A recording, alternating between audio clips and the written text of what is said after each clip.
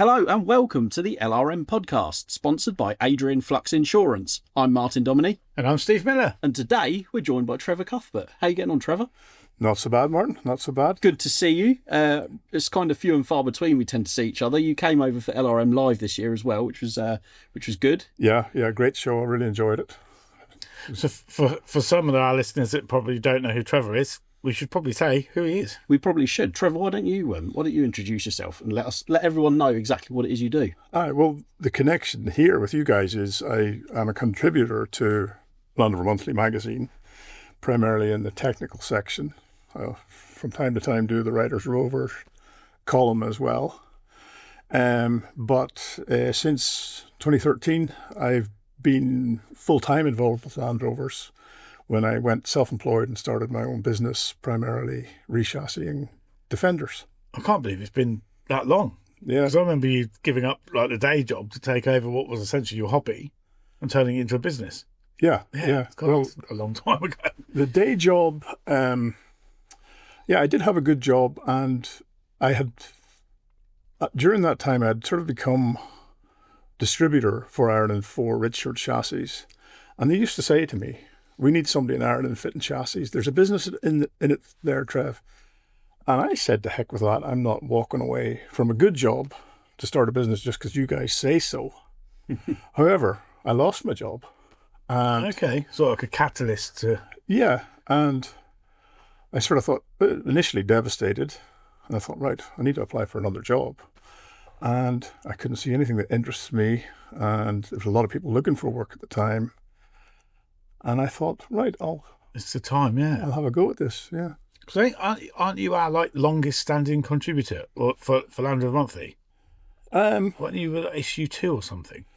I don't think it was as early as that. I first did a column called LRM Web Watch in from about 2005.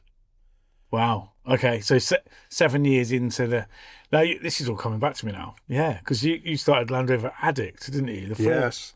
So there was an online forum run by, or set up by Land Rover Enthusiast magazine. Yes. It became a very, very popular forum. But Land Rover Enthusiast, they were getting criticism and one thing and another from the members of the forum. And they decided they didn't want to run a forum anymore, and they were just going to shut it down. And it's a long story how it came about, but I ended up taking over the forum.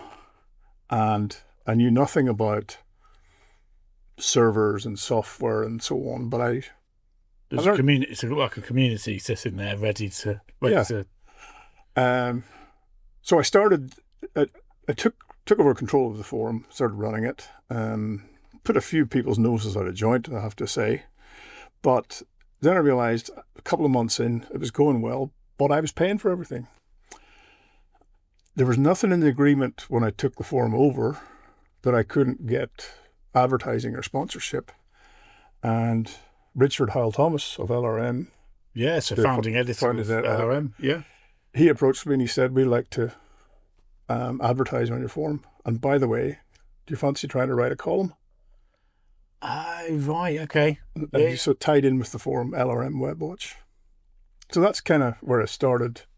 These was back in the day. I remember, so in the magazine, there would be like, if you were a company and had a website, you would get your, you'd buy like a little box ad that said web boxes. So the fact that you could just go, oh, they've got a website, I'm going to go on it, because it was new. Yeah, It was completely new. We take it for granted now, but people are actually advertising the fact that they had one. I remember Land Rover Addict quite well, actually. Didn't it get to 200,000 followers or something? Well, perhaps that's what you said when you sold it to LRM. I can't remember. There's a lot of people. I can't remember the numbers. Yeah, I got a lot of flack for selling it to LRM too. That was when Dennis Publishing. That's right. So my old boss, Jeff Love. So he saw that as a community, and well, if we could sell a magazine to every single person that is on this forum, then yeah, rub our hands together, sort of thing. And well, Jeff did this deal with me. So contrary to what a lot of people thought, a whole pile of money did not immediately change hands for the forum. We had this 2-year agreement that I would get a share of the advertising revenue that he started to get. Oh, did we get any? I can't remember. It must have been some. Well, I don't know if it was. it relates directly to me going self-employed, because by the time I had decided to go self-employed, I needed to build a workshop. And I said, hey, Jeff, that 2 years is up. How much money do you owe me? Oh, okay. And he came good with his promise, and he paid me. Okay. And that went a large way to building the new workshop. Wow, there we go. So there you go. If you want a new workshop in your place, Martin, Forum. start a forum and then flog it to me. Okay. There you go. That's an interesting insight, though, into the sort of the lore of how that came about. But back then, so forums, like Facebook now has obviously taken over from a lot of forums. There are a lot of active forums, but Facebook became the communication tool for many a group, didn't it? Yes. Beyond the forum. And for better and for worse. yeah, definitely. The forums are full of... So we had a situation probably... Because we ended up closing Land Rover Alex, didn't we? Mm-hmm. You end up with like a half dozen people. Send your hate mail to editorial. Not to my address, but because I started it. I started LRM in January 2011, and so I kind of grew up because I'm not that young, but like consuming the content you used to put in the text section, and I blame Trevor entirely for me taking Land Rovers to pieces. You know, I came to LRM with a exactly where I am now, with a chassis kind of rolling, going, this is Trevor. I want to work here and get that a little bit closer to Trevor because he can help me undo this pickle you've got yourself. So basically, I spent the last 14 years with unfinished projects, it seems. Yeah, well, when I started writing for the tech section, it was very much from the point of view is I'm an amateur, and this is how I did it on my driveway or my makeshift workshop. So therefore, you can do it too. And that seemed to catch the attention or imagination of a lot of people. These days, I'm a bit more experienced, so I can't profess to be the amateur on the driveway. It's a business, isn't it? I suppose it's a bit different, but because then it's like galvanised chassis were kind of new, and a novelty almost. Now it's kind of it was unusual then. Yeah, very unusual. Now it's kind of the norm. The norm. Yeah. It's funny, you mentioned back sort of early 2000s, I suppose. Neil Watterson's got a Richard chassis under his Series 2A, which has been on there for over 20 years. Wow. And it's, he was kind of an early adopter, I guess, of galvanised chassis. It's quite interesting. Yeah. How things have changed over the time. But Steve, you've got exciting project news. I've literally just got back from dropping my all-new DDS bulkhead off to the painters. Things are happening. Yeah, they are. And by this time next week, so we're recording this on a Friday, you'll probably listen to this. So in 2 days after you've listened to this, it should be back. Painter was, he'd not seen an e-coated bulkhead before. Mm-hmm. He said, is it similar to like new panel? He's used to dealing with cars and panels and... Yeah. But he was like, how much prep does that need? I said, well, it doesn't actually look like it needs any prep. Just a light scotching over and crack on. Yeah. But he's keen. Yeah. He's not so keen on it. So I've followed... Seam seal it? I've done the seam sealer. Yeah. So I followed the guide of the seam sealer where it is, and he's not... Because I masked it to create a nice, neat line, because, brushing it on feels a bit crude. And where I've pulled the masking tape off, it's giving it like a lip. And he's not so keen on that. A hard edge. A hard edge. Mm-hmm. Yeah, it is a hard edge. So he's worried that it's not... Because I didn't key it first. I just thought it'd stick like glue. Seam sealer's normally pretty forgiving. But it's not on the edge. So he's like peeling it with his nail, going, Because most of it you won't see because it's around the footwells, isn't it? Yeah. But there is that little bit across where the... Do you call that it's like a gutter, isn't it? Where the bonnet... Back edge of the bonnets. Yeah, that bit there's one seam that is visible. Right. And he was like, I might do that again. Right. So he goes, this is a polite way of saying, what is this? Yeah. No. He wants the job to be perfect. Yeah. So, because he's a perfectionist. Anyway, he says, I said, well, do you want me to drop my tin of... Because I bought like a litre tin of seam sealer, right? And I've used probably an egg cupful, really, because it goes for miles. Yeah. And he goes, I've got some here on the shelf. Right? So he goes to this cabinet like this, and he pulls a tin out that looks like it was from 1945. And he goes, I don't really use it. Oh, You don't you say. don't say this tin. He goes, oh, it's full, you know. I said, no, I'll bring mine in because he's not so keen on it. Right. Weirdly. So Interesting. but I've committed to colour. So he's going to buy all the paint in one go. I'll unveil the colour when it's done. Paint reveal. Instagram. Oh, that's all about the gram, isn't it? Oh, when mate. that goes on. Yeah. It's maximum Instagram. But the paint's all bought in one batch. He's going to It's he's gonna be going to consistent do it. colour. And then more exciting news, in fact, yesterday, sounds like all I'm doing is running around doing my own projects in work time. Yes, I am. No, I'm not. Did work all weekend, billing, to be fair to me. So Yeah, so you're listening to this. Billing was a few weeks ago now, but yeah, that's when you listen to this, it'll be like 10 days ago. no, it'll be further than that. Oh, really? Due to the unique way I've structured the podcast schedule, this will be a little bit further. Do we have another one going in? Huh? I can't remember where we're at. Well, this is it, Steve. This is why you leave it to me to these things out.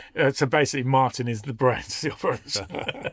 But So yeah, my update from yesterday is the rear tub is back as well. it's serious, But I didn't want to progress. I didn't want to bombard the painter with two big parts. I want to see the bulkhead first. Make sure I'm happy with it Yeah, and the colour, yeah, sure. and then the rear tub is literally so Defender rear tubs, Phoenix Automotive. Defender rear tubs is a brand within Phoenix Automotive. They've rebuilt the tub basically with lots of new parts and not so many of the old ones. Isn't it fabulous that we can get all these parts now? Unbelievably so. You can get new bulkheads. If you go back 3 or 4 years, Yeah. you couldn't get hold of a bulkhead hardly at all. Mm. You were fixing old ones and galvanizing them. You can get tubs now. The other thing DDS are doing are the fly screens. So if you're fitting in your bulkhead, you can now get the fly screens for the vents. They weren't available for a long time. So I didn't even think about them. So I was thinking about using my old ones, but how are you going to put slightly aged, slightly rusted? You're just not going to do it, are you? Yeah, Yeah, well, the early ones were riveted on, and you can reuse them. But from, 300 TDI onwards, they were steel ones that were spot welded in. right. And they're, How are they? they're a pain to use. But the early aluminium ones, So are DDS doing the rivets on ones? yes. Ah, lovely. Yeah. Because that's pallets, mate. I was thinking, oh no, I'm going to have to get the MIG welder out here. It's funny, we were saying Yeah. just before this, Steve, you've kind of made a rod for your own back, really, because now everything has got to be, you've got new tub, new bulkhead, new doors, possibly new wings. That standard of bodywork is going to be so high, you've got to keep that up with everything else. Yeah, but I've worked out, so the tub now sits in. So I've got this. I kind of accidentally bought another motorbike, right, which I don't actually want, because my uncle gave up riding his bike because he's in his 70s, and I said, well, I'll sell it for you because he's got Parkinson's, so he can't ride it anymore. Anyway, it's like a boat anchor of a bike. It weighs 290 kilos. That's in the way all the time. So the bike. The tub now sits where the bike should go. The bike's now sitting outside. Because Correct order. I value the tub greater than the bike, basically. Mm-hmm. So the tub now tub's kind of in my way. So I realised my garage isn't big enough, but I can't build a bigger workshop. But Trevor, you were saying you've built the garage or your workshop back in what, 2013? 2013. So Yeah. yeah, I was lucky enough that my back garden was big enough that I could build a work. I had an existing workshop that I built myself. It was sort of a bit Heath Robinson. And part of that still exists as a lean-to the new workshop. But I had the space there, and luckily the planners saw it my way and gave me permission to build it. But that process took, 6-7 months before I could build it. And I was also at a standing start. I had no customers or no business. But so during that time, while I was getting the planning permission, I went and drove a bin lorry for Belfast City Council, and I bought trade-ins from Frank Jameson, who's a highly respected Land Rover specialist in County Antrim. Oh, okay. So I'd buy a Discovery 2 that he'd traded in that he didn't want to retail. I'd bring it home, clean it up, polish it, maybe MOT it if it needed it, and sell it on. Make a bit of a profit too. Yeah, just to keep, just keep ticking over for a while. Yeah. Are you still doing those kind of things, or are you back to just rechassis? It's really just the rechassying. I mean, when I started, I had these ideas. I remember one guy bought a Discovery from me, and he was a part-time farmer and a part-time lorry driver. And I thought, well, I've got my HGV. I could get a part-time lorry driving job, so that if the business is not... Yeah, between jobs, do a bit of agency work or something like that. And in the first year, I kind of thought I would have to do something like that. And then it just took off.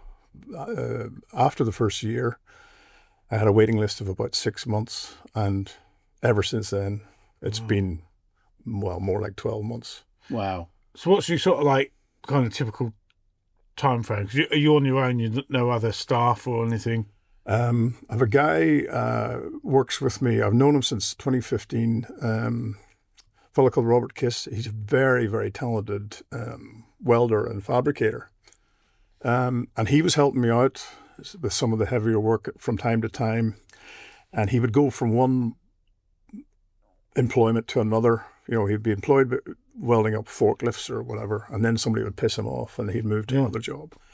And I said to him, Robert, you could make a good living self-employed. And eventually, I caught him at the right moment when I said that again, and he has become self-employed. So I've shot myself in the foot because he's really busy now, so I don't have his help so much. So he's got too much of his own stuff. Yeah. But largely speaking, I've always done it myself. So for anyone that's got a Land Rover, obviously you can speak for many of the people out there that are buying a Land Rover that's kind of semi-rotten, because let's be honest, some of them are. What's your take on assessing it? So you're obviously rechassing most of what comes through your doors. They're there purely to be rechassed, or are you doing other sort of repairs? At the beginning, in the early days, life was nice and simple like that. They'd come in, they'd want a new chassis and maybe a clutch and some new shocks or something. But these days, they want so much more. The whole thing, dude. Yeah. So I'm just finishing off a 110 station wagon at the moment, and it's had the chassis, the bulkhead, the doors, the sails and B posts, timing belt, all the oils changed. You know, the whole brakes, the whole lot. It's great. It's work. It all pays the same. But when a job comes in that you've sort of allowed or booked for, say, 2 or 3 weeks, and ends up taking 2 months or more, it pushes everything back. Of course, yeah. So that can be problematic. But in terms of assessing them, these days I know what to expect. People will ask me, could you have a look at it and see if it's worth doing or if it's repairable? And I say, well, look, you're kind of asked the wrong guy, because everything's repairable. Everything's repairable. How deep your pockets, really, isn't it? It depends what you want. Yeah, it's what the car means to you. And there was one where the guy, this is early on, but 2015, I think it was, and he sent up a high-capacity pickup, high mileage 19J from, I think it was Cork, County Cork. And it was delivered up to me, and then he said, before you go ahead, could you just put it on the ramp and assess it? And right enough, it needed a lot. So I gave him an estimate of cost, and he said, no, I've got my eye on something else. I'm going to buy that instead. He says, do you want the old one? Okay. I ended up keeping it. Yeah. And that is now the red one that I rebuilt for the magazine series, the LRM series. Was a lot of the parts came from that high cap. And that's about the only one that decided not to go ahead. Yeah, I think these Land Rovers get under people's skin, don't they? And I mean, budget. Everyone has a budget. Doesn't matter how wealthy you are. Everyone has a kind of estimation. But actually, when you get set into it, you think, no, blow it. I've got to do it properly and do it right. Yeah, often when you give people the quotation, the chassis is going to cost that, the labour, and then you sort of roughly estimate what the other things are going to cost. They'll have to go away and think about it, and usually they come back and they book in with me. It's cheaper than buying a new one. Yeah. We can't get them new anyway, but they may have thought long and hard about that at the time. That's a lot of chunk of money I'm going to spend.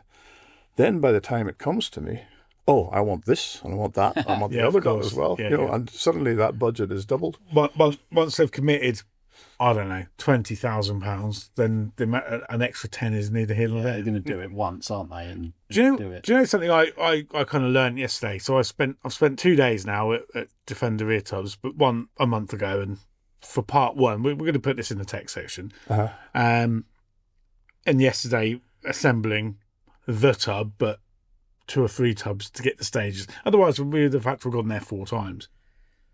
He had a 110 rear tub, a double cab tub from a 2012 car. Now, if you saw the panel work then from the outside, or that car as a whole, I haven't seen the whole car, but you would think, well, that's a £15,000-20,000 Yeah. Defender. Wow, the corrosion that belonged underneath the rear seats. I'll share a picture at some point on my Instagram or something.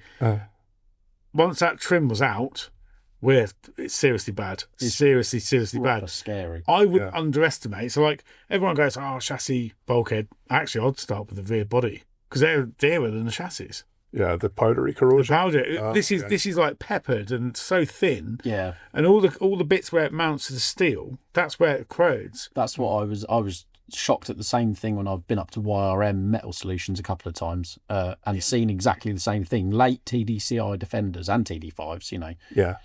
Then none of them are exempt. You see the level of it's corrosion, alloy corrosion in the tub is really quite takes you aback.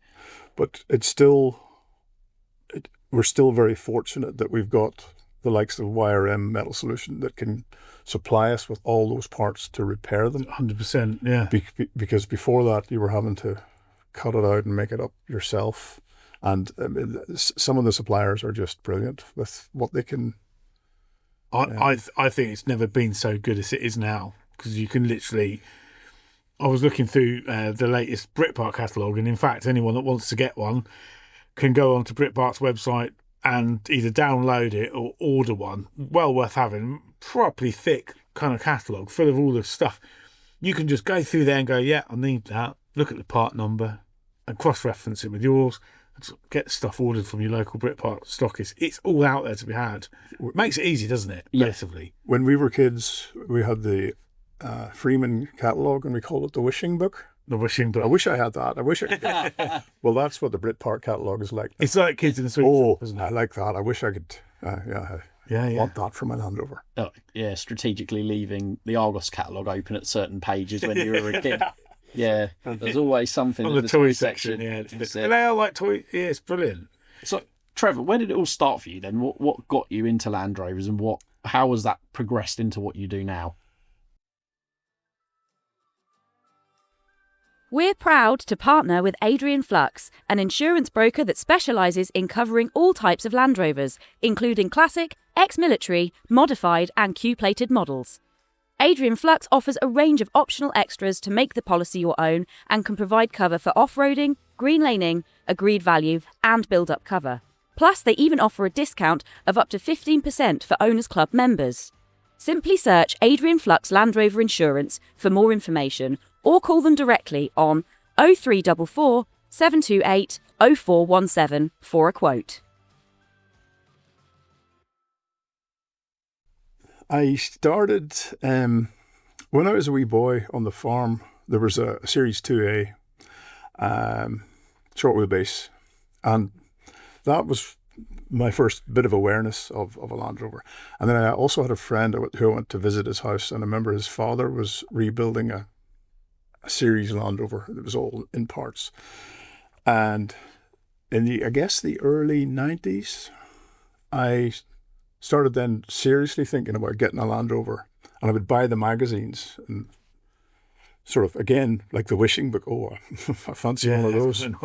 But I never got around to actually buying one. But there was a three-pronged catalyst to what started me. First of all, I was into, and still am, into classic tractors. And when you're into classic tractors, you've got to be able to tow them around on a trailer. Of course, yeah. I borrowed a trailer from my uncle, and I was towing it with a company car, a Saab 900.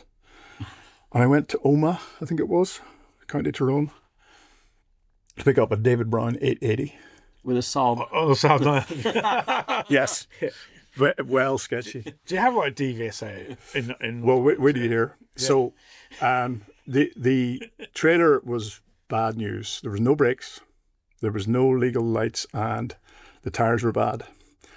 And I'm on my way home, and the tire blew. And I'm stopped at the side of the road, and don't the PSNI come along, or a cop car comes by, stops in front of me, and they just introduced points on your license at that stage. Okay. We didn't have them in Northern Ireland, and he talked to me very sternly, and he said, "You're looking at a whole license full of points here. Never mind your dodgy tires. You've got no marker lights. Is there any brakes in that trailer? And you're overloaded." But he took pity on me, and he said, "Get the hell into Ballygawley there. There's a tire place. Get it fixed, and don't let me see you again." That's fair, isn't it? So I got the tire. Yeah, very fair. Yeah. Got the tire fixed, and then I'm nearly home. I'm at the big roundabout at Glengormy, this known as the Sandy Knolls roundabout. And a car moves off, or I think it's moved off into the traffic. So I move into space, but the car changes its mind. Oh, no. And the tractor pushes me on, and I'm millimeters away from a collision. So I vowed then, no more dodgy trailers, and I need a proper tow vehicle. Ah. So I started seriously thinking about a Land Rover, because they're brilliant tow vehicles. The second thing is my very good friend, Matthew Sporry, who's 15 years my junior, so he was a teenager at this stage, had bought himself a Series 3 that I think had been fire damaged or something.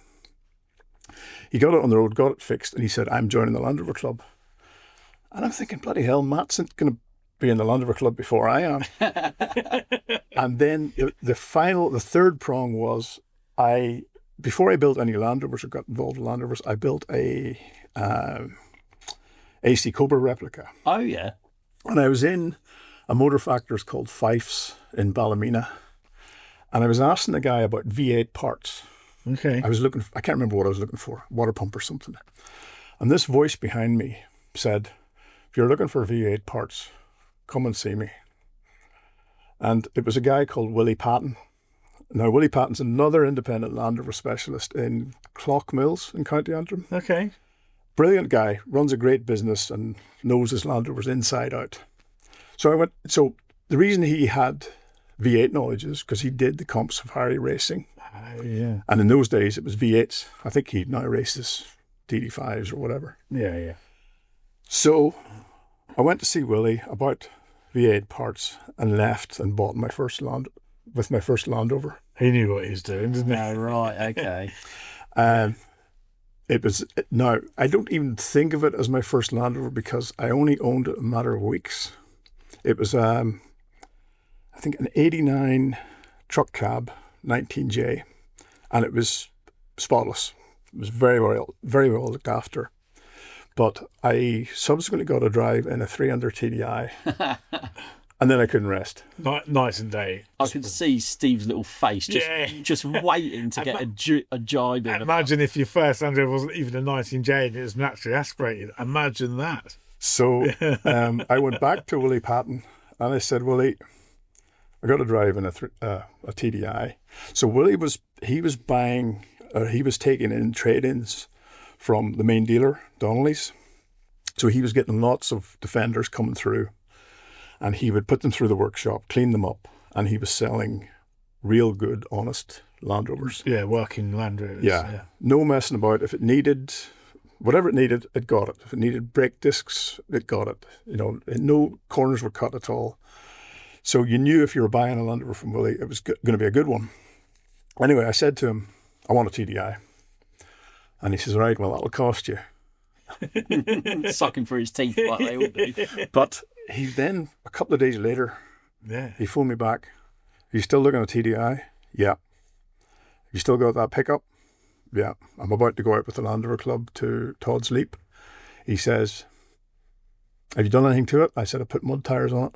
He says, "Well, when you come back from Todd's Leap, clean it up, put its original tyres back, on and bring it back to me. And I'll do you a deal. And what had happened was there was a farmer in need who, I think his Series 3 pickup had finally given up the ghost. He was desperate to get a Land Rover, and Willie knew that I wanted out of the first one I bought. So I guess he was able to sell the 90 on at a really good price, which meant he was able to trade me into a 300 TDI hardtop for an affordable price. He did me a very, very good deal. And so I always see that one as my first Land Rover. But those were the three things that prompted me. So I now I bought a decent trailer, so I can now tow my tractors around safely and legally. And I could join the Land Rover Club, and yeah, The rest is history. That's where it started. Can you imagine back then, though, that you would find yourself actually making a living from really chassis Land Rovers? It's a way that it's taken you from... Because weren't you in sales or something before? Yeah. So in those days when I met Willie Patton, I worked for Guinness. How did you? I was in the license, right? Okay. Yeah. Wow. Mm-hmm. Yeah. So I wouldn't have dreamt that I would end up where I've got to. But as you guys will know, once you've bought your first one and you got over that hurdle, it doesn't take long till the next one comes along. You always, like you say, if you drive a 12J, you want a 19J. You got a 19J, you want a TDI. You get a TDI, you want a TD5 possibly. If you want more power, you might want a V8. And you need to sample all of these Land Rovers, I think. Mm. Absolutely. So it's boring just having one, isn't it? Yeah, I think. Well, again, we talk about, we were mentioning previously briefly about the Land Rovers you've got now, but you say the interesting stuff, the really juicy stuff is the projects you've got on the go. Mm-hmm. So what is it that's tickled your fancy lately? Well, the current one that it's been a bit slow of late, and I've been listening to the early podcast, so I'm reminding myself of what Steve's been like with his 90. What's slow and... Can't rush perfection. That's for sure. I'm too busy. I had a driving rolling chassis from a Discovery 2 with only 5,500 miles on it. That's another long story. And when I was going to do a project in the magazine, but when Ed Evans came aboard, he started making things more sensible. So my harebrained schemes were reined in, shall we say. Okay. So long story short, I sold the engine from that, and I had these axles. And about 3 years ago, I said to Jeff at Richard Chassis, going to make me a 90 chassis that will take the Discovery axles, because they're 5,500 miles. They're brand new. Yeah. But no one would pay, if I sold them, would pay the real value. Jeff said, no, don't want to do that. We're too busy. Fair enough. Okay. So a year or so later, I tried him again. I said, Jeff, get me a price to make me that chassis, would you? You're going to be able to fit it in somewhere along the line. And he said, okay, Trevor, I'll do that. So he priced up the chassis. So Richard Chassis had built me a 90 chassis to take the axles. They put TD5 rear tank brackets on because I was going to have a custom tank, because you can't have a normal rear tank because of the panhard rod, the Watts linkage. Oh, right, okay. Is in the way. So you want a 300 TDI like tank under the seats? I discovered, at the time we thought you can't do that either because the bracketry for the Discovery radius and trailing arms gets in the way. Okay. Turns out you can by bashing a dent in the tank, but this is the basis of a 1984 90 that I'm rebuilding. Okay. And it's a 300 TDI that was very professionally converted. So when you lifted the bonnet of this thing, it looked like it was a factory 300. Everything had been done just right. Okay. Well, we talked about this earlier, weren't we? Because mine's a Steve Parker conversion when the engine sits really far back. Yes. So you get this big void between. Yeah. It doesn't look OEM, which is probably the downside to it. Well, this Land Rover came from Essex. I've told you a lie there because this was another one where the guy changed his mind about the rebuild. Initially, he asked me to come and get it. He didn't want to trust it to vehicle shippers. So I came over with the trailer and brought it home, and it was waiting its turn. And then he called me and he said, I thought he was calling me to give me the hurry up, when are you doing my job? And he said, Trevor, what's my Land Rover worth? And I said, well, at the moment, not a huge amount. And he said, could you put it on hold for now? And then about 3 months later, he phoned me and he said, can you sell the Land Rover? I'm getting a divorce, he says, and I need to. He said, sell the Land Rover and get me cash. Because it was out of sight, you see. Yeah. The Land Rover has now been scrapped on the basis of a divorce. Yeah. So I ended up buying it. Okay. And that's what I'm rebuilding at the moment. So I haven't stretched to a brand new tub like yourself, but I'm going with the new bulkhead. I've done that. Richard Chassis DDS. Similar to you, I'm going with this split. I bought split doors from SP4x4. Yeah, it's like a Series 3 door. Only because if you take the door tops off in the summer, it's like perfection. Yeah, especially coupled with a soft top. It's Land Rover perfection when you can take doors off. Yeah. The other project I'm excited about at the moment, I'm not really directly doing it myself, is I have a Series 1. Oh, right. And again, I was listening to you guys talk about Series 1 in the early podcast. And I bought one in kit form, I want to say about 2016, from a friend of mine down south called Harold McMillan. Harold, he had advertised, I think, on a Facebook group, and it was like €3,000. And I thought, yeah, I'm going to buy that because they're getting harder to buy. They come up very infrequently in Northern Ireland or Ireland. And I went down and bought it. He wouldn't budge on the price because Harold's, The price is the price. the price is the price, straight up guy. And it gets, yeah. And I remember loading everything onto the trailer, and as I say, it was largely in kit form. I got home to the yard and I was unloading. I thought, it looks like I bought a load of scrap metal. Yeah. A couple of weeks later, he said, or maybe 2 months later, Harold called me and he said, you built the Series 1 yet? I said, no. He said, do you want to sell it? I said, no. He says, I'll get you €2,000 profit. I said, no. Okay. But I never did get around to doing it. And I have another good friend, again from the south, a fellow called Luke Whelan, who is a leaf sprung junkie. He loves anything leaf sprung. He's got some fabulous Series 1s and 2s and the whole lot, fire engines. And long story short, Luke said he would take it on. So it actually went back down on the trailer. Actually, to almost the same You're yard. not going to do the Series 1. Yeah. So Luke and another Matt, not Matt Sporey, but Matt Smith, have been working on, and they're a pair of comedians. I should see some of the videos they send me. Like, they take the piss out of me all the time. Yeah. But they are so funny.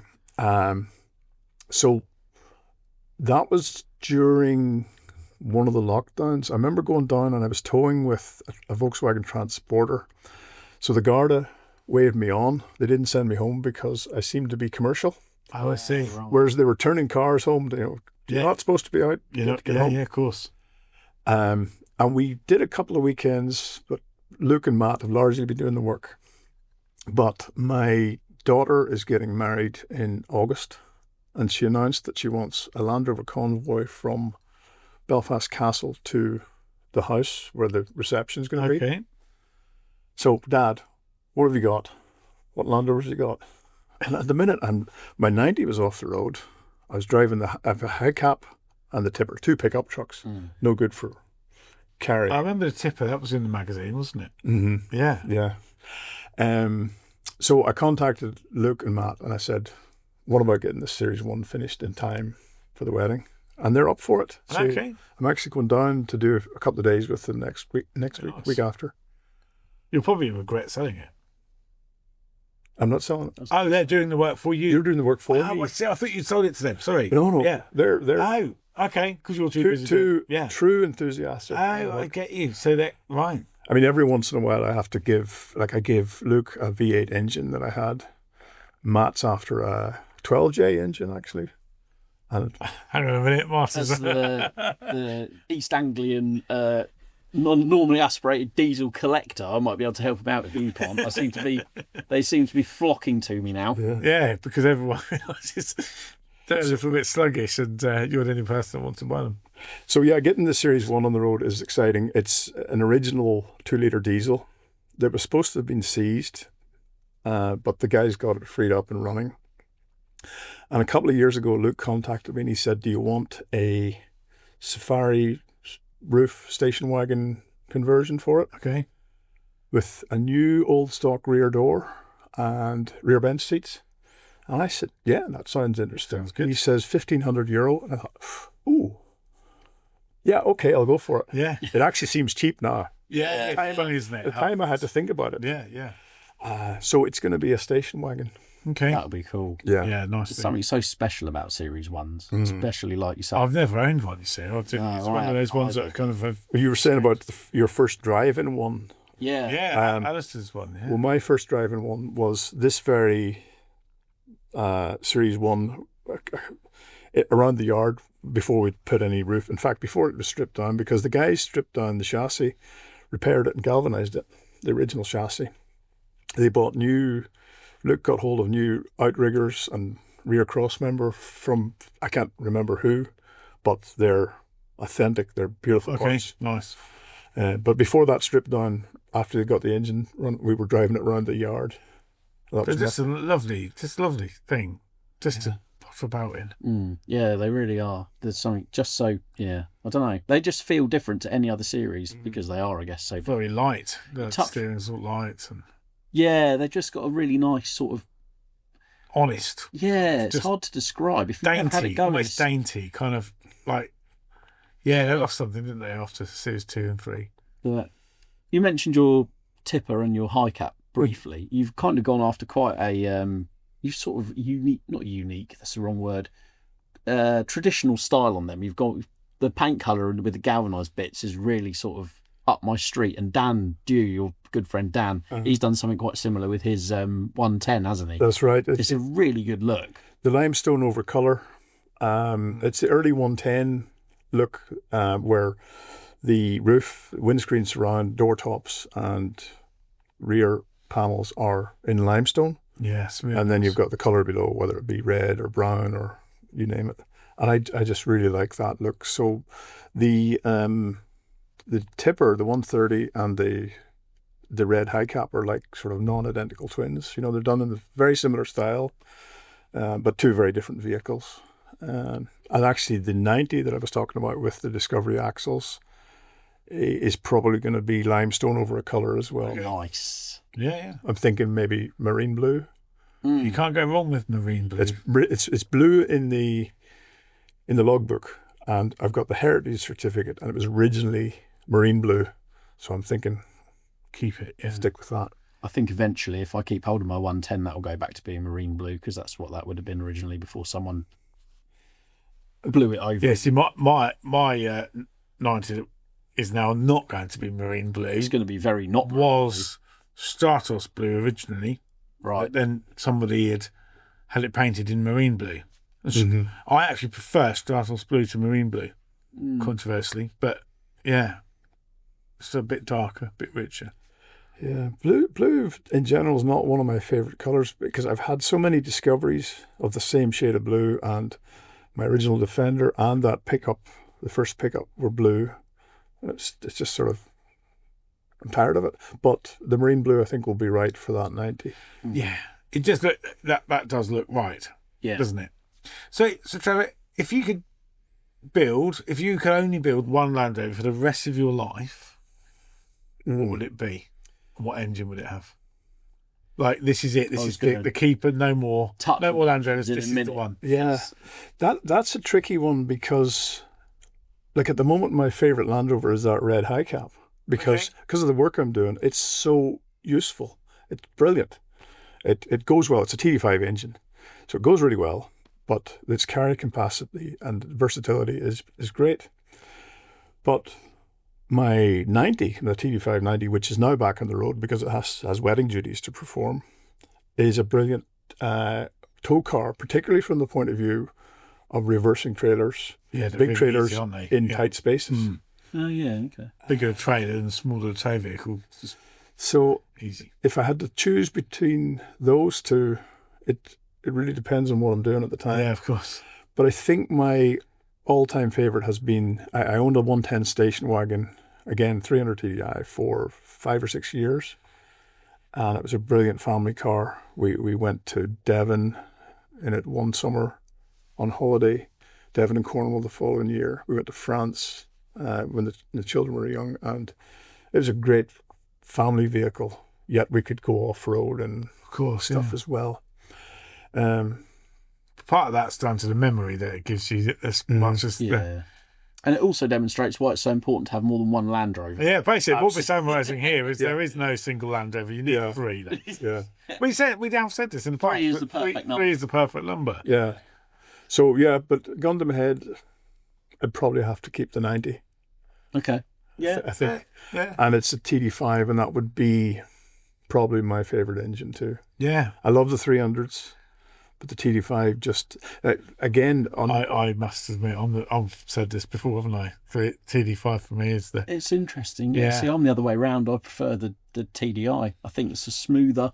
I prefer the throttle cable. It's there's a few things about it. I picked this up in one of your earlier podcasts, and you talked about the low down and the throttle response. A TD5 that's been properly remapped is transformed. Definitely. Absolutely. Couldn't agree more. Mine is perfection. I have My version of perfection. every year I have Jose from TD5 Inside comes over from Portugal, and we do a remapping clinic, and all the guys, local guys, bring their vehicles for remaps, and every one of them, bar none, he remaps them. He says, "Go and take a test drive."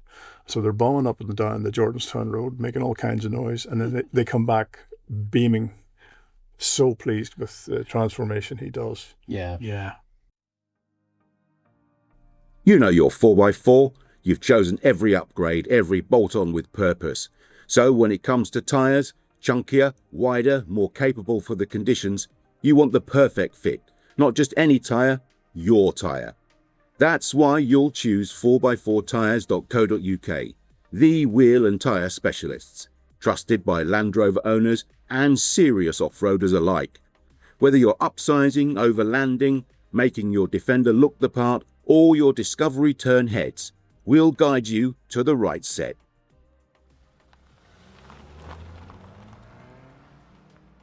With over 800 fitting locations across the UK, from online to on-road, we've got you covered. Browse by vehicle, wheel size or brand. 4x4tyres.co.uk. The right fit, the right place, the right price. It's amazing. Yeah, like you say, I agree. A good remap does help hugely. I just, don't know. I'm just still Team TVI. But The best thing to do, right, is do what I'm doing, and sounds like Trevor's the same. Have a TDI and a TD5, and then when you get bored with one, you can go out on the other. I would add to that something that's for sale up the road that I've spotted on eBay, which I know Dan gave you a shout about as well. The Mazda 3.5 turbo diesel. A friend had one in a The Range Rover. engine. Yeah. Yeah, you said it. Me. Friend had one in a Range Rover Classic, and it was just like next level. Still that mechanical feel, tons of torque, and like. That's what's in my tipper. Yes, exactly. This is what I mean. Yeah. I think it could potentially be quite a bad influence here. I bought a whole Range Rover that had been converted by motor and diesel engineering, and the Range Rover then rotted away. But the engine was the prize, and the transmission. 30,000 miles on the engine. That's crazy. Nothing, is it? Yeah, it's nothing. I mean, I know a guy, Jonathan Cully, who has one with like 300,000 miles on it, and you can't tell it apart from mine. They sound exactly the same. Just work. Yeah. One thing I didn't mention about the Blue 90 project with the Discovery axles is the vehicle was a 300 TDI, but the 300 TDI is not going back into it. Oh, okay. I have a 2.8 TGV Right. Yeah. that's going in instead. Okay. And again, that was from a motor and diesel converted Land Rover. Didn't you do that with the LRO 90? Yes. That's what that had, yes. wasn't it? Motor and diesel just up the road from me, and I know Ben talked to him a reasonable amount, and they're really, really good outfit. They do some good stuff. Are you putting that 90 auto or manual box? Manual. Yeah, see, I would go manual because we did the LRO 90 with the fresh, basically brand new 2.8 with the fuel pump done properly and hybrid turbo. But because we put it back on the auto box, which this torque converter was probably a bit small, it kind of defeated the object because all the low end was sapped up by the auto box. Yeah. I would if I did that again, I would 100% go R380. Straight on an R380. Yeah. Could you put that engine on an LT? No, I'm not. It would. You could. Yeah. I'm just. They're awfully expensive to have done. If you have one done new, 2.8 conversions, they're not cheap. What sort of money are you talking? 2 or 3 grand. Easily, yeah. 2 or 3 grand for for the bottom end. Before you would then have like your injection pump recalibrated, and turbo and all that stuff. So you have to take bits off a 300 TDI, do you, to make?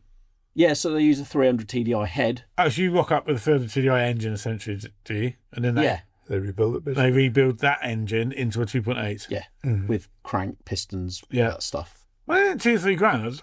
That doesn't make me think that's a lot of money. I think that sounds okay. But then again, you have probably just blown 4 on a tub, so everything's relative, isn't it?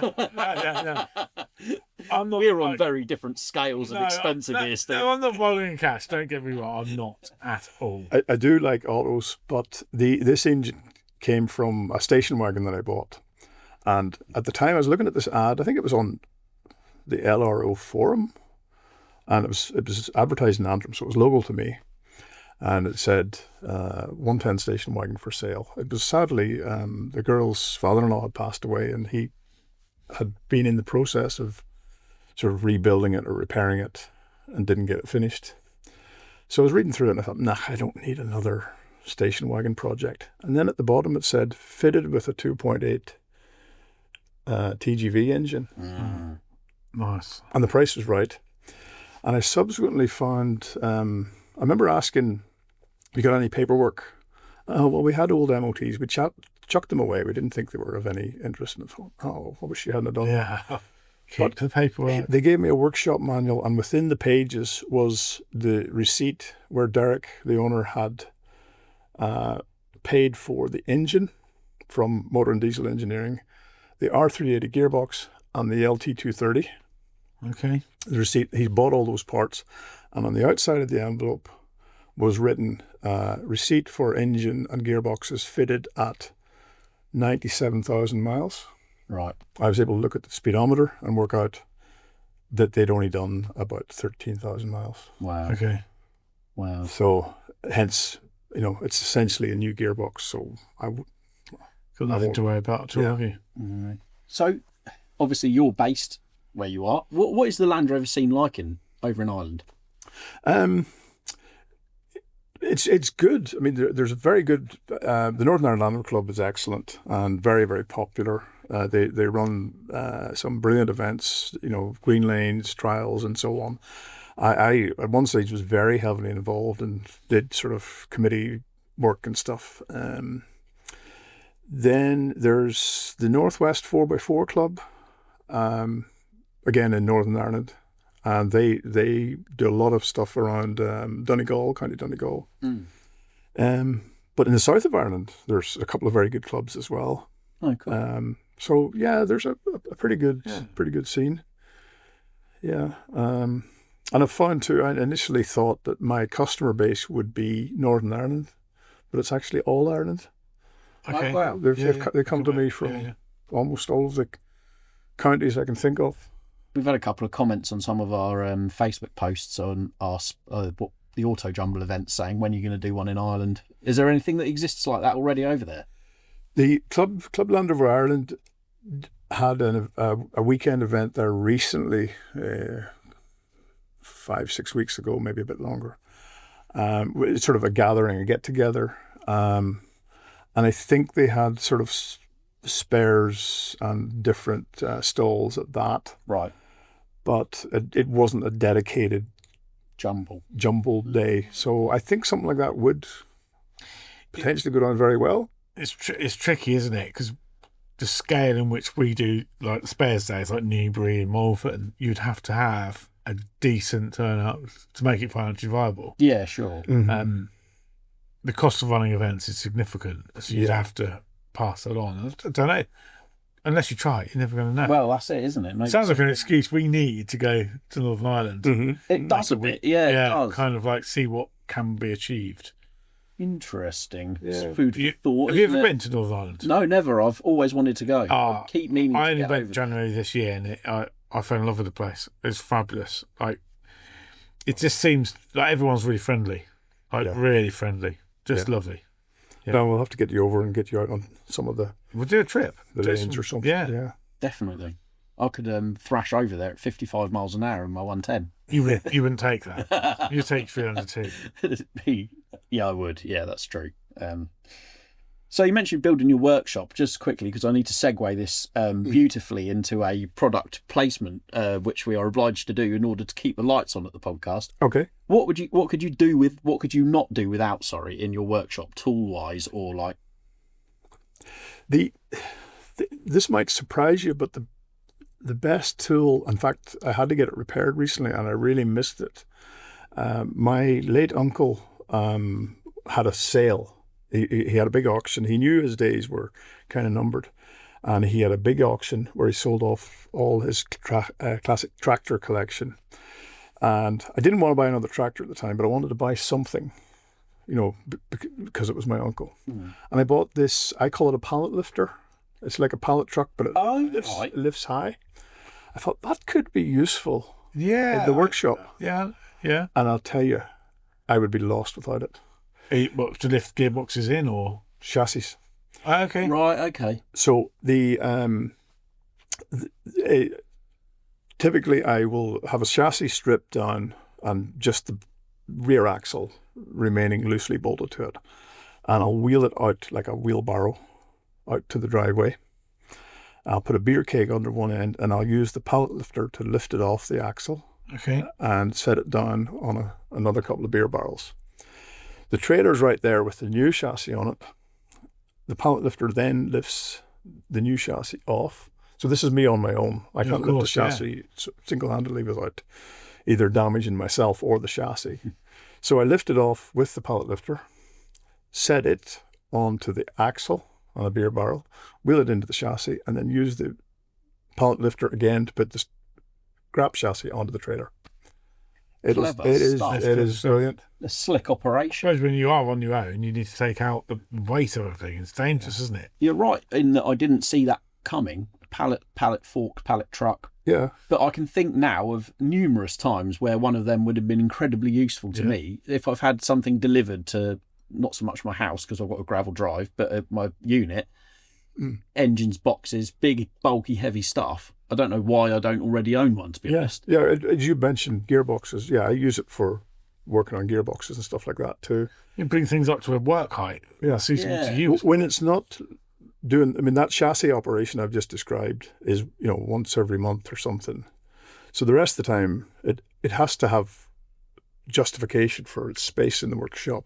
So I've got a little bench thing, a wooden pallet, if you like, that goes on it. And that's an adjustable height workbench. Yeah, very clever. So if I'm seam sealing a bulkhead, the bulkhead goes on the pallet and I seam seal it, or whatever I'm doing. It's just a movable, adjustable bench. Yeah. And you'll be pleased to hear, not horrendously expensive if you want to buy a new one. Machinemart.co.uk have them starting at £286, which for the amount of versatility and the engineering that goes into one of these, not too bad. The one I'm looking at is the PTE 550C, which got a 2-ton rating. And nylon rollers get it around as long as you're not dragging it around gravel. It's probably quite convenient. And steerable, jacks up and down, happy days. So head over to machinemart.co.uk if you're in the market for such a piece of equipment. They will sort you out. Just imagine, right, if that saved you one slip disc or something like that, where you're lifting something too heavy. Which, let's be honest, when you do, don't you? Definitely. That's worth its weight in gold. Well, I'm a great believer as I get older and slower and more tired in tools that have lots of leverage, so long-handled ratchets, sockets, and so on, pry bars, but also lifting kit like that. Just try and make the job easier because it can be hard work. It's funny you mentioned long-handled stuff. I bought for when I started servicing my Freelander 2 at home. They have a really awkward oil filter and you need a flexible headed ratchet to get on. Yeah. They only really sell them in long-handled form. So I bought one with a shallow socket. And I've realised after, many, many years of only owning standard ratchets, why on earth did I not buy a long-handled ratchet before? They're so good for like everything. I barely use the standard length one now. I use that for everything. Not so much for the swivel head, but because it just makes life so much easier. Yeah. Absolutely. Yeah. I would recommend if you got a long-handled ratchet. No. I'll get you I one want for one. birthday. Yeah. Yeah. Very, very good. Long-handed Do ratchet. you realise my birthday's in 2 days' time? Yeah, I do really. Do you really? Yeah. I'm sure I've got one somewhere. So, here's one we used earlier. Yeah, here's one with all the teeth snapped off, sitting in a rusted puddle. Yeah. So for my birthday, I'm going to spend this weekend. I don't plan on driving anywhere once I get home tonight. Well, in fact, for the next 3 days, I'm going to stay at home and I'm going to tinker on and have a tidy up in my garage. It's a mess. Yeah, it's rewarding, and as you get more stuff back. Yeah, I'm going to have to really, really tidy up now. I need to have a really good clear up. I need to go through all the stuff again, work out. I'm still on the hunt for a lower dash.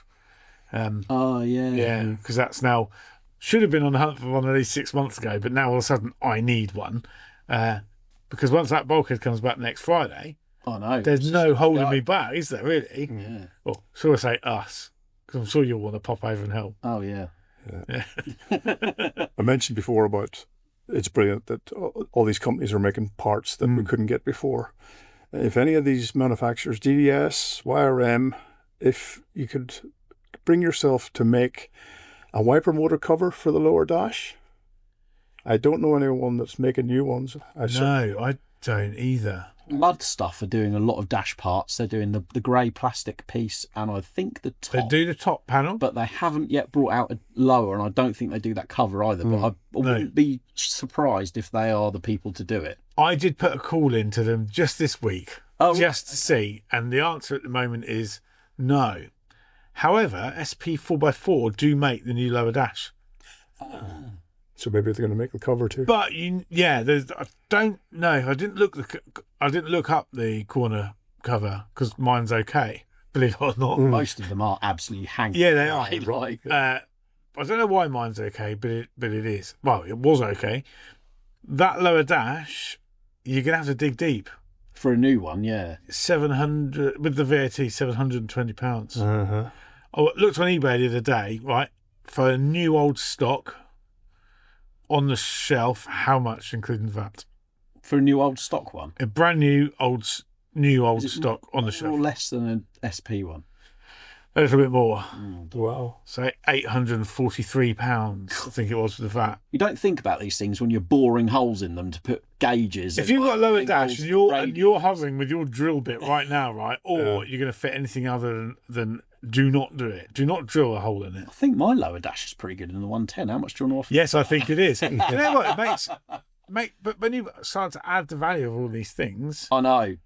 Actually, I would... See now, right, taking a Land Rover to bits times more than one, and the experience I have now, I would look at a car completely differently than I would have even 5 years ago. Mm-hmm. So, yes, changing a chassis is significant, as you know, but it's all the other bits. Yeah. It's the things that, like the bodies and the wings, they're not cheap. A big updated buying guide for people who are getting into Defenders, because up until now, really, it has been that chassis bulkhead drive line that's been focused on. But actually now, even like we said with the late stuff, the TDCI, there's so much more. If you saw the state, and I will put this picture up, in fact, I'll probably share it with you, Martin. Martin, you put it on the LRM thing.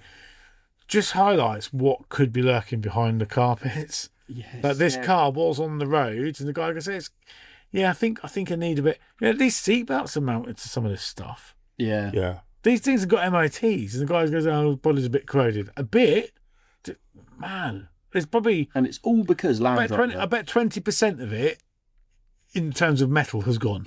Wow, peppered, completely peppered. If only they put gaskets between the alloy and the steel. That's the other thing is the barrier between steel and aluminium. Yeah, yeah. Because that's what does it. which YRM Metal Solutions offer now. They offer all those gaskets.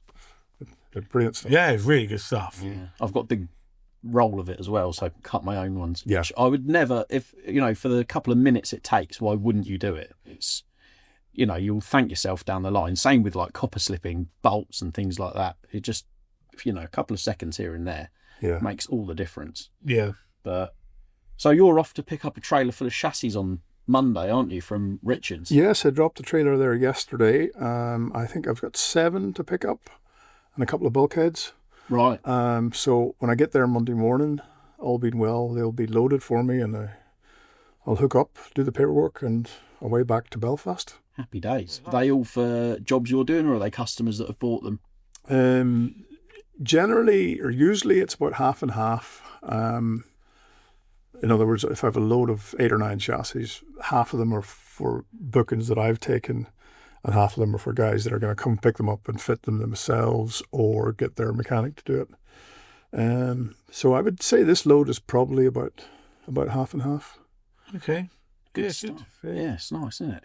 And if someone's over in Ireland, because we do have quite a few Irish listeners, I can see on the analytics of the podcast, which I'm privy to, where can they find you if they want to order one or if they want job doing? I'm based in Jordanstown, which is near Belfast. If you Google my name, you'll find the address and phone number easily, or they can. There's a contact form on my website as well.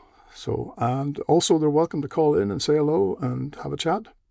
Good stuff. Anytime. Okay. Yeah, well, it's been a pleasure to actually spend some time with you, because obviously we bump into each other at shows and things like that, but there's never any time to actually have a chat. So it's been really good to get you on the podcast. Yeah, I've enjoyed it. See what you've been up to and see what the way things are going, and it's all good fun, isn't it? Yeah. No, definitely. And no doubt we'll be giving you a bell when Steve's got questions about putting his Defender back together. So yeah, I will have questions. Be ready and primed for that. But glad to help if I can. I never professed to be an expert, but I've done most jobs now. You've done most things. Well, we were talking before we recorded the podcast. Some of it was really good content. There's no point going over it again, but it was about the airbox, wasn't it? And yeah. This, because my engine sits so far back, where does the airbox go? Because you can't get one off the shelf. Yeah. Being a Steve Parker conversion, unfortunately, Steve Parker conversions are no longer in business, so all the parts are kind of like... They are filtering into eBay, though. There is a guy listing all the stuff. Yeah, don't tell everyone though, Martin, because I might need that stuff. You can't buy them anywhere. No. Keep that under your hat. Yeah, exactly. But I need to just... when there's a conversion involved, it's never just straightforward, is it? No, that's right. No, this is sort of what's... But the downpipe for the exhaust is bespoke to the Steve Parker conversion. Yeah. So that needs thinking about. Yeah. But we know Dan, do you know? You want to go to Dan at Demand Engineering. Absolutely. Nice name drop. Yeah, name drop. I hope he listens to this anyway, because he's an advocate for the salmon sofa. He is, yeah. Which has thankfully made it back from billing You're unscathed. sitting on the unvacuumed, dusty billing... in a white shirt. Yeah, but you look like a farmer, so you need a bit of dust on you. Anyway, honestly, go to Dan. The work he's done on my V8 Yes. sounds brilliant. It Doesn't does sound... rattle on anything, and it's just, the workmanship's absolutely awesome. If you haven't already seen the video on how Dan put that together, for crying out loud, head over to the Land Rover Monthly YouTube channel and check out the probably be last month's magazine by the time this goes out, because we did a proper stainless steel sort of exhaust tech guide. And I watched exhaust. I watched it on YouTube. I found it exhausting. Steve. Trevor, do you agree with my outlook? Trevor's laughing, right? No one laughs at my jokes. I'm surprised. You're a funny guy, Steve. You're a funny guy. I rate people's success on how many angle grinders they've got. If they haven't got the time to be swapping discs and things over between grinders, then I see that as like a, I don't know, almost like a pecking order, like a class system. How many angle grinders are in your workshop? There are 3 electric ones, and there are 3 battery cordless ones. I think that might be the largest number of grinders I've ever heard of in one workshop. I've recently bought a new one that has a very low profile head, which is brilliant for getting into tight spots. That's my That might have been my second favourite tool if I hadn't mentioned the Angry spanner. The angry, angry spanner. Yeah. the death wheel. Yeah. So I've got Makes my wells on the corded ones. I've got the angry spanner, a thin cutting disc. I've got the cheek poker, which is the wire brush. Oh, right. Okay, It yes. always throws things into your cheek. Yes. Oh, horrible! You get the bit of. Always wear eye protection. You should have like a face shield with it. Because they are Yeah. horrendous, yeah. And I've got one with the flap disc. Yes. There you go. yeah. Machine might sell angle grinders as well. We'll just get an extra plug-in for Yeah. because they're nice people. We'll invoice them in a minute. So Machine might yeah, have heard of UK. No, I've only got. Do you know, I've only got one angle grinder, and it's so annoying when you want to go between one. Yeah, Yeah, and that's I think working that on a just- hobby basis. It's Yeah, kind it's still of annoying. inconvenient. Yeah. But God. imagine like you're switching between them all the time, doing it as a business. It must, you're saving serious time by having one with the disc already attached. Yeah, and the likelihood is you'll burn one out, won't you, after a while? And Yeah. Yeah. Well, there we go. You can never have too many angle grinders, I don't think. I might go and treat myself to a new angle grinder. Get one for your birthday. It's like screwdrivers and Land Rovers. You can never have too many. No. yeah, absolutely. So, well, have an right, angle right. grinder per Land Rover. There you go. I think on that pearl of wisdom, it's probably about time to wrap up. Got anything else to add, Trevor? Don't think so. I think I've probably bored the listeners enough by now. Well, it's actually nice to just have you in, and Oh, thank you. yeah, it's been brilliant. About time for a bit of lunch, I think, isn't it? Yeah, are you buying? Sounds good to me. Did I mention this for birthday on Sunday? Well, as usual, we'll sign off with the same stuff. Please do buy the magazine, obviously. Head to Land Rover Monthly on all social media. Give us a little follow and get involved in the comments as well. There's all sorts of back and forth going on there. Subscribe to the YouTube channel. Leave a little rating or review on the podcast if you'd be so kind enough to do so. And yeah, we'll catch you next week. Bye for now. Bye bye. Music that comes in.